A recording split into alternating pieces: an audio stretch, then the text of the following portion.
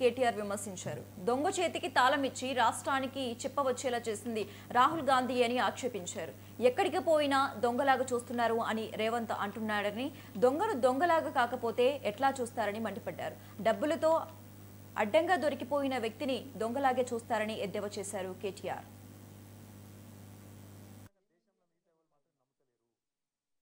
ఎక్కడ పోయినా దొంగలాగా చూస్తున్నారు అంటున్నాడు ముఖ్యమంత్రి.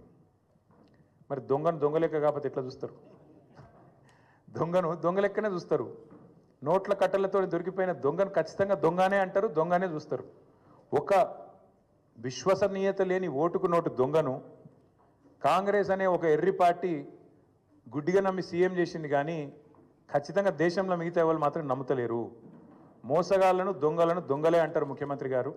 ఖచ్చితంగా అది ఈరోజు కాదు, చివరి రోజు దాకా కూడా నీ పరిస్థితి అదే ఉంటుంది, యాద పెట్టుకొని చెప్తున్నా.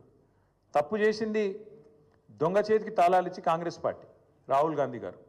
ఈరోజు మే 6, 2025 నేను మీ అందరు గుర్తు చేస్తున్నా.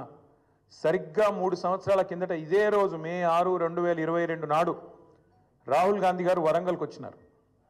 రైతు డిక్లరేషన్ అనే పేరిట ఆ రోజు రాహుల్ గాంధీ గారు చెప్పిన మాటలు 2 లక్షల రుణమాఫీ చేస్తామని, అట్లాగే రైతు భరోసా 15,000కు పెంచుతామని, అట్లాగే కౌలు రైతులకు రైతు బంధు ఇస్తామని, అట్లాగే రైతు కూలీలకు న్యాయం చేస్తామని వ్యవసాయ డిక్లరేషన్లో చెప్పి 3 సంవత్సరాలు దాటింది రాహుల్ గాంధీ గారు. అందుకే నేను అంటున్నా, తప్పు చేసింది రాహుల్ గాంధీ, తప్పు చేసింది ఏఐసిసి.